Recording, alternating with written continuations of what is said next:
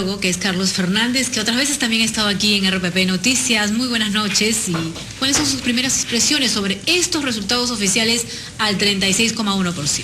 Mira, mi primera impresión es que las tres instituciones que han dado información, que han dado datos, que han dado resultados, están de acuerdo. O sea, está de acuerdo el GFK, está de acuerdo Ipsos y está de acuerdo la OMP, ¿no? Y eso, pero hay otra que ha dado datos que está en desacuerdo, ¿eh? Bueno, pero que no ha dado esta última conteo información, rápido, el no ha dado conteo conteo rápido, rápido, 100%. pero ¿no? sí boca de urna, ¿no? Así es. Pero las que han dado al 100%, digamos, que es GFK, Ipsos y ahora al 36,1% OMPE, coincide, ¿no?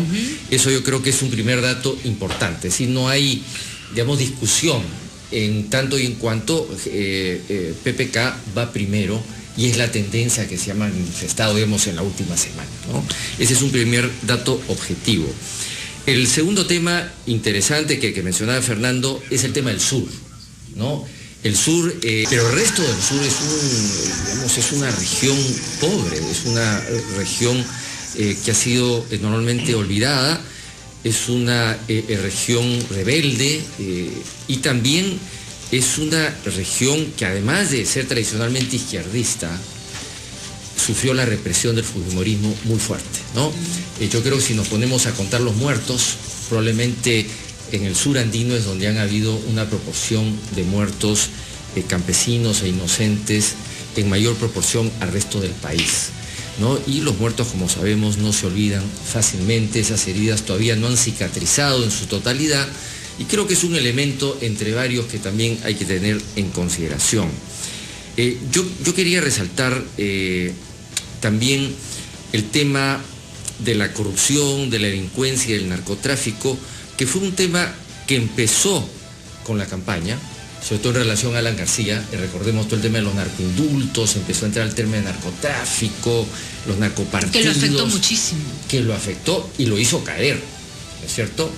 Luego viene el tema, digamos, de las exclusiones, se olvidó el tema, ¿no? Y entramos, ¿a quién lo sacan? Lo sacan a Guzmán o a Acuña, Keiko también debe salir, PPK, entramos a un paréntesis, digamos, de exclusiones, pero finalmente la campaña terminó como empezó, terminó con el tema del narcotráfico, ¿no? Pero esta vez me parece ligada al tema de la delincuencia. O sea, finalmente yo creo que se ha empezado a tocar el fondo del asunto, es decir, las causas de la delincuencia, las causas de la violencia social. Yo creo que hay dos ejemplos muy pedagógicos, que es el de Trujillo y el del Callao, como dos ciudades, especialmente el Trujillo, que era una ciudad muy tranquila, y de repente al instalarse pues 3 cocinas de cocaína, se convierte en la ciudad más violenta del Perú, con más algunos delincuencia. sicarios y algunos falsos sindicatos de construcción civil también. Así es, ¿no? Y la capital de la extorsión del Perú. Y ese fenómeno es el que se está expandiendo por el Perú. Ahora, y nace ahí. Hasta hace más de una semana había una diferencia de 5 o 6 puntos entre PPK y Keiko. ¿Qué hizo caer a Keiko en estos últimos días? Yo creo que hay varios factores, ¿no? El primer factor, indudablemente, fue que PPK ganó el segundo debate, ¿no? Yo creo que eso... ¿El debate fue contundente? Era importante. Con la frase de la pelona. Sí, yo creo que el último debate era importante, porque era el debate de cierre, ¿no? Ahí cerrabas los debates, y quien cerró ganando fue PPK, ¿no? Y en segundo lugar, yo creo que como he escuchado también a otro comentarista resaltar, ya no solamente la población veía en las relaciones del padre Fujimori y su entorno con el narcotráfico, sino que ya veía que también el entorno de Keiko tiene relaciones con el narcotráfico. Es decir, su brazo derecho, el presidente del partido, está siendo investigado por la Fiscalía peruana, por los Estados Unidos, por lavados de activos y posibles relaciones con el narcotráfico. Su vicepresidente también ocultándolo a él, y en fin, empezaron a recordarse que hay similitudes con un pasado no tan lejano de vinculaciones peligrosas con el narcotráfico. Vamos a dar, y Cecilia, y alguna otra ministra. Sí. ¿Cuál es su opinión sobre el margen de acción que tiene PPK para formar lo que ha dicho hoy Martín Vizcarra, un gobierno de consenso?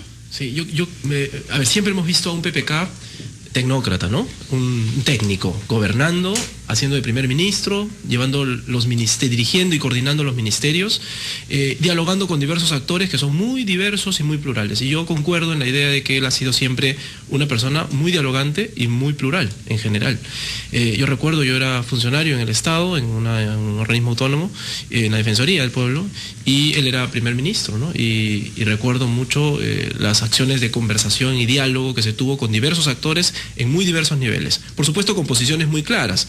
Mucha inversión privada, un manejo de los conflictos no tan bueno y, digamos, el sacrificio de temas ambientales y de temas indígenas. El proyecto Camisea, los proyectos mineros, en fin, petroleros.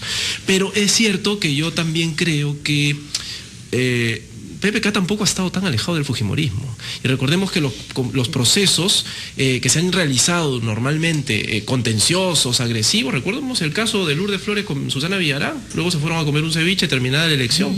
Y eso, digamos, ha hecho, y luego Lourdes misma le tendió los puentes y ella también, y se dijeron juntas, vamos, esto fue la campaña, ahora veamos adelante, y se siguió con el proceso. Claro, luego vino la revocatoria, eso es otra cosa, y no sabemos ahí qué pasó después. Pero por lo menos el PPC aparentemente estuvo siempre claro con el asunto de que no apoyaba la revocatoria inicialmente. Entonces, oficio político. Oficio político. Entonces creo que aquí viene un proceso en este día después de mañana que mencionaba el doctor. Por supuesto, creo que vienen los procesos de negociación, pero hay que tener mucho cuidado. Yo nuevamente llamo a leer los resultados de las elecciones. Que no gane Keiko en una elección como esta implica una valoración más allá del asunto económico exclusivamente y de la gobernabilidad económica del país.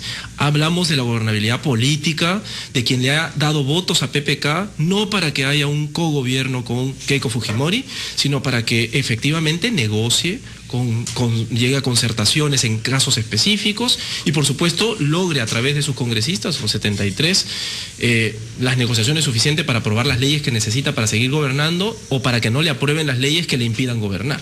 Porque al final el Ejecutivo finalmente gobierna por decreto cuando le dan facultades y gobierna por decreto supremo en base a lo que las leyes dicen, y las leyes son aprobadas por el Congreso. Y te tienen que dar facultades para eso. Y entonces, ese nivel de negociación, y es cierto, tiene un as bajo la manga, el asunto Fujimori. ¿Qué hago con Fujimori? Y eso puede ser un espacio de negociación interesante. Pero además hay un espacio de congresistas. El fujimorismo tiene por lo menos un congresista en cada región. Y muchos de ellos no son necesariamente... no es un espacio homogéneo, decía yo, sino que el fujimorismo tiene mucha heterogeneidad también. ¿Cuánto un buen ministro de Economía puede negociar proyectos de inversión, presupuesto, relaciones fiscales con las propias regiones? Y por lo tanto muchos de estos congresistas quizá puedan estar en disposición a dialogar, sentarse y conversar con un gobierno nuevo. Pero ¿te imaginas a Keiko pidiendo a PPK que se le dé arresto domiciliario a Alberto Fujimori? Yo creo que en realidad eso va a ser un tema de negociación y de cuidado. Yo creo que el fujimorismo va a tener que evaluar en algún momento si es que hace ese tipo de pedidos expresos. Podrían ser negociaciones que finalmente no sean tan públicas, pero que finalmente lleguen a algún tipo de acuerdo, porque sí pienso que, y bueno, lo han dicho además, que hay en el fujimorismo, en los congresistas, varios que piensan que no solamente debe darse el arresto domiciliario, sino que además debería ser liberado e indultado y libre de toda culpa. Entonces, el fujimorismo no es homogéneo. Creo que el espacio de negociación para PPK, que además tiene sus puentes de mucho tiempo ya tendidos con el fujimorismo, llegado el día después de mañana, todos se olvidan de los ataques y de haberse dicho pelón en el discurso y en el debate, y se vuelven a sentar a conversar, y si hay algunos que están más cerca, justamente eran PPK y Fujimori. Carlos Fernández, si es que comprendí bien lo que ha dicho Carlos Sales en su ciencia politológica, se trata de un billar a tres bandas, de la parte de PPK. Por una parte con el fujimorismo y por otra con los sectores de izquierda que habrían permitido su elección. Sí. Yo creo que es un poco más amplio el juego, ¿no? No podemos olvidarnos al APRA, ¿no?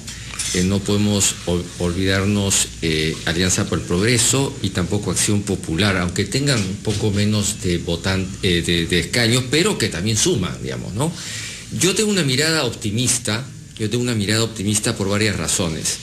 Respecto al Congreso, contigo, Fernando, en que existen muchas posibilidades, digamos, de llegar a acuerdos en el Congreso. No hay solamente una ruta, una forma de hacer las cosas. A mí me da la impresión que este Congreso, por ejemplo, es más maduro que el anterior. en este Congreso hemos visto que las diversas bancadas han sido capaces de consensuar y apoyar leyes importantes para el país. Es decir, eso no se veía antes. En segundo lugar, Keiko, y habría que creerle, digo yo, ha prometido en toda su campaña que si llegaba al poder, ella iba a gobernar por consensos, que no se iba a imponer. Gane ella o no gane ella, supongo que va a mantener esa idea, ¿no? Y si gobernar por consenso es gobernar poniéndose de acuerdo, digamos, la única diferencia es que no ganó ella, pero seguirá con la idea de que hay que consensuar como una forma de hacer política y tomar decisiones en el Congreso. En tercer lugar, yo creo que hay una serie de relaciones políticas importantes entre los líderes de PPK, o sea, de Peruanos por el Cambio, con los diversos partidos políticos, ¿no? En primer lugar, por ejemplo, Meche Arauz ha sido candidata a la presidencia por Partido Aprista. Fugazmente, ¿no? Fugazmente, pero es una relación, digamos, importante que ha tenido con el Partido Aprista, una proximidad, digamos... Como ministra, sobre todo, sí. Bastante cercana, que le permite, digamos, un nexo de comunicación con una bancada de 5 personas que tienen 5 votos. En segundo lugar, Vizcarra en los últimos días nos ha dicho que hace un año Keiko lo llamó para ver si se podía integrar de alguna manera en su bancada. Pero lo cual antes de conocerse las denuncias, luego aclararon, ¿no? Bueno, al principio de la pre-campaña. Ese es otro detalle, ¿no? Pero digamos que Keiko seguramente pensó que era una persona valiosa, ¿no? Con la cual ella se sentiría orgullosa de tenerla en su grupo. Entonces, digamos que ahí también hay una relación, han habido conversaciones, han habido aproximaciones.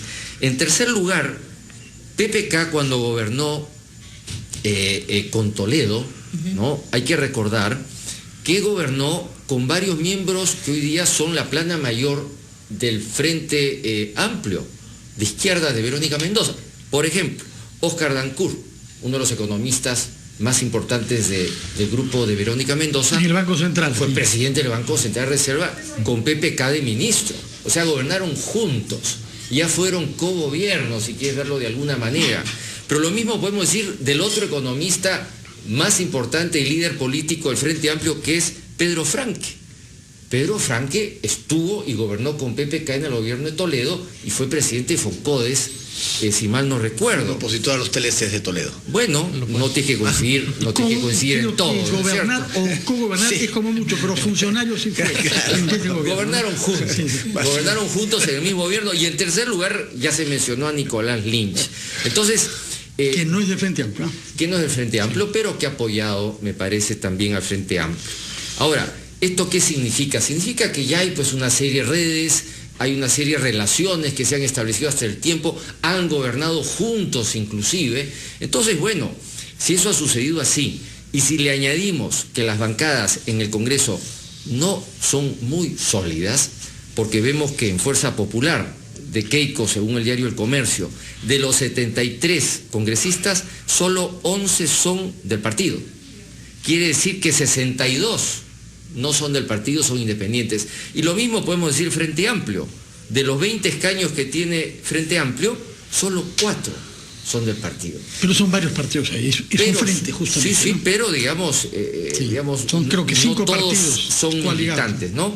Hay solamente 4 afiliados al Frente Amplio y solamente el APRA y Acción Popular tienen votos. Ahora, en relación a Acción Popular, digamos, el presidente de Acción Popular ha mencionado su apoyo a PPK. Entonces ahí tienen 5 congresistas más 5 más del APRA. Entonces yo creo que el juego está abierto y yo creo que la madurez política va a seguir desarrollándose, que es parte de la construcción. Ojalá que así sea, es una bella palabra en todo caso, madurez política. Señor Ferrero, Carlos Fernández tiene mucho optimismo por el tejido social peruano y nuestra capacidad para relacionarnos unos con otros. Yo quisiera de usted que nos hable sobre qué temas programáticos piensa usted que hace falta subsanar, evitar que puedan producir contradicciones. ¿Dónde ve usted la dificultad para que haya un gobierno de consenso tal y como lo ha anunciado Martín Vizcarra? A ver, yo lo primero que pienso es que efectivamente hay una serie de personas que se conocen. No sé si eso significa que haya relaciones o que haya buenas relaciones, porque una cosa es que se conozcan, que es cierto, y otra es que eso están dispuestos a trabajar juntos en ciertos temas cuando hayan habido ciertas pullas en el camino. Ojalá sea así, obviamente, pero no estoy seguro que así lo sea. En todo caso, me parece que la pelota está en la cancha del ganador, sobre todo cuando tienes 18 congresistas de 130. Claro. O sea que el que tiene que hacer los gestos es Pedro Pablo Kuczynski, porque la otra persona, que además si sale derrotada, va a estar al otro lado viendo cuál es ese juego político que le conviene también. ¿Y cuáles son esos gestos que a usted le parece capaces de crear consenso? Yo creo que van a tener que conversar de todas maneras. No sé si la palabra es cogobierno o no, pero necesito congresistas de Perú, de Fuerza Popular, para poder gobernar durante 5 años. Las facultades extraordinarias que mencionan te necesitan votos. Y no los tengo, así junte todos los demás, menos los 73, no llego. Y no estoy seguro que todos los demás estén conmigo tampoco, porque no estoy seguro si toda la izquierda va a estar con Pedro Pablo, pero Verónica Mendoza dijo al día siguiente, yo voy a hacer oposición fiscalizadora. Te doy apoyo para los votos para que puedas ganarle al fujimorismo, porque estoy en contra del fujimorismo, pero de ahí en adelante no hay ningún compromiso. Y ahí son 20. Ahora, con ese Congreso, ¿va a poder cumplir con alguna de sus promesas? Por ejemplo, el de bajar impuestos, bajar el IGB. Bueno, yo creo que hay cosas que son del Ejecutivo, pero que pasan por el Congreso. Y hay cosas que son iniciativas legislativas. El Ejecutivo tiene iniciativa legislativa, pero el Congreso al final es el Congreso. Y el Congreso hay que respetarlo con su autonomía y con su potestad. ¿No es cierto? Algunos dirán el Congreso, no me gusta. No es un tema que nos gusta. Ese es el sistema democrático del Perú y el Congreso es el Congreso. Y el Congreso ha elegido 130 congresistas que son los que van a gobernar la parte legislativa durante 5 años. Pero Pablo tiene que tender puentes para poder tener un buen gobierno. Yo creo que al Perú tiene que trascender el tema de las pullas electorales para un buen gobierno, y a Pedro Pablo le interesa como nos puede interesar a nosotros. Y va a tener que negociar. Más con 18 congresistas. Porque si tuviera 73, tú podrías decir, mi situación es diferente. Pero los gestos ahora empiezan del lado de Pedro Pablo para poder que tienen que ser traducidos en iniciativas políticas y en proyectos de ley. Señor Castro, el señor Ferrero nos habla de 5 años. Yo quisiera que con más modestia usted nos hable de 100 días. ¿Qué temas se pueden plantear en 100 días con el objetivo justamente de generar un gobierno de consenso que al mismo tiempo sea eficaz? Correcto. Quisiera decir previamente a contestarte esa pregunta, Fernando, simple y llanamente que Pedro Pablo va a tener que tener en cuenta no solamente todo lo que hemos hablado, sino las agendas propias de los partidos políticos. Es decir, cómo los partidos políticos y en especial el fujimorismo se proyectan al 2021. De manera que cuando yo decía no tiene oficio es porque no le conocemos este tipo de negociación.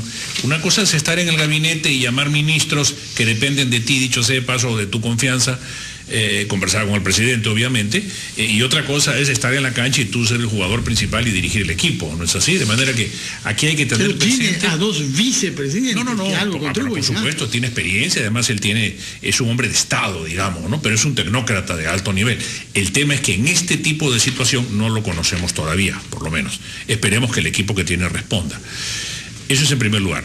En segundo lugar, yo creo que sí hay agendas importantísimas que hay que conversar. Y yo creo, y voy a decir algo respecto del fujimorismo, no del gobierno presunto de Pedro Pablo Kuczynski. El fujimorismo debería aceptar de inmediato, si es que tuviera la intención de hacer un gobierno por consenso en beneficio del país, el Senado de la República. Ojo, estoy diciendo. Que va usted a las cosas más abstractas. Bueno, no, es que no son las cosas más abstractas, es que tendría que legislarse un Senado de la República para convocar a un proceso electoral de aquí a 1 año y medio, Fernando, precisamente para establecer una nueva condición política que no tenga al presidente cautivo en Palacio de Gobierno de una mayoría parlamentaria. ¿Y los fujimoristas cree usted que se podrían comer el sapo de perder su mayoría parlamentaria actual? Bueno, pero es que ahí está precisamente la capacidad que tendría que tener el gobierno y la capacidad de renuncia que tendría que tener el fujimorismo.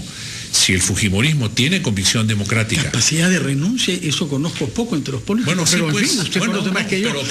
pero la tuvo Luis Bedoya Reyes en la Asamblea Constituyente con Aya de la Torre, y así en varios ejemplos históricos que hay. Ojalá que esos grandes ejemplos sean seguidos. Nos quedan pocos segundos. Carlos Salza, palabras finales antes de darle la palabra a sus dos compañeros. Creo que no, en este tema de agendas no hay que olvidar que efectivamente hay que negociar con un fujimorismo que son 73, hay que negociar con estos otros partidos que son más pequeños, pero que están en el Congreso, concuerdo con eso, pero nuevamente vuelvo al original, y es el voto popular. El mensaje que se ha lanzado cuando se endosan los votos para que no gane el fujimorismo.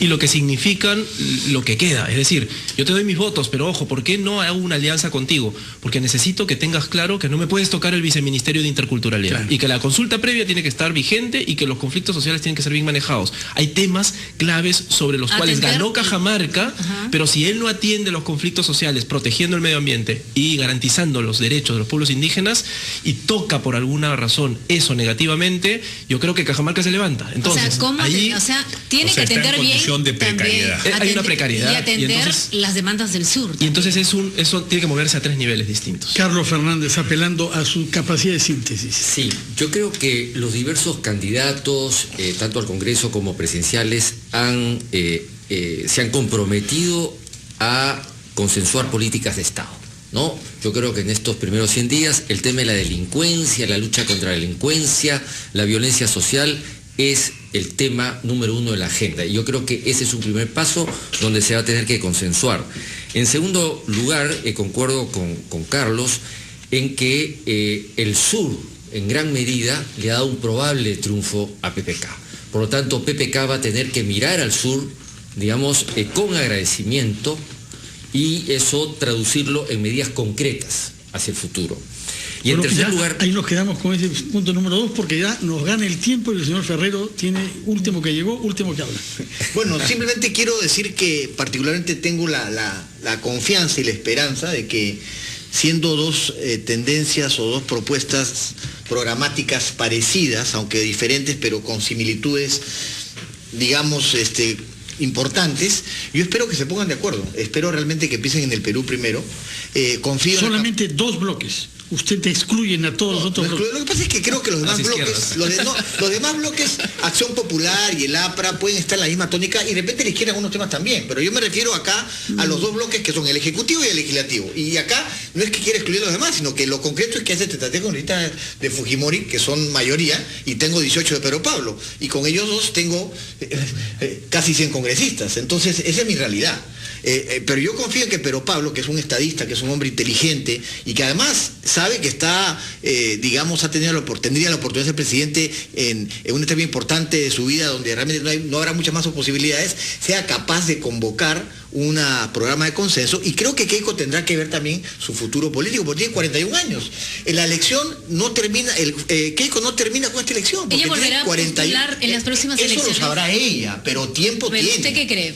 No, tiempo tiene 41 años. ¿Podría competir con Kenji? Bueno, ese es el problema de ellos. Pero lo concreto es que Fujimorismo hoy día tiene 73 congresistas. Y hoy día seguramente lo van a llamar para conversar, para tener gestos, y yo espero que los 2 se pongan de acuerdo por el bien del Perú, para que estos 5 años sean muy buenos años para nosotros. Y en todo caso acá seguiremos para recibir pensando bien el bicentenario. ¿Y qué hacemos con el señor Ramírez? ¿Ya el fujimorismo tiene que alejarse de él? Bueno, el señor Ramírez yo creo que ha sido uno de los responsables de esta situación.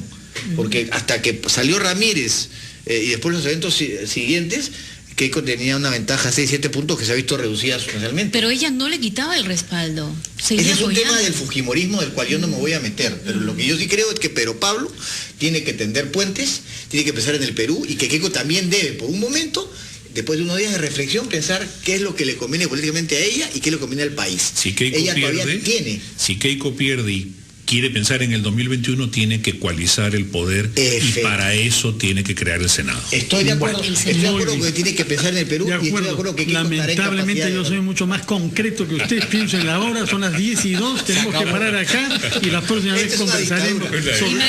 Y mañana esperar los resultados de la OMP. Muchas gracias por su presencia, y mañana sintonizaremos desde temprano RPP para ver nuevos avances en los resultados que nos ha prometido el señor Mariano. Hay que esperar con calma, con prudencia, es lo que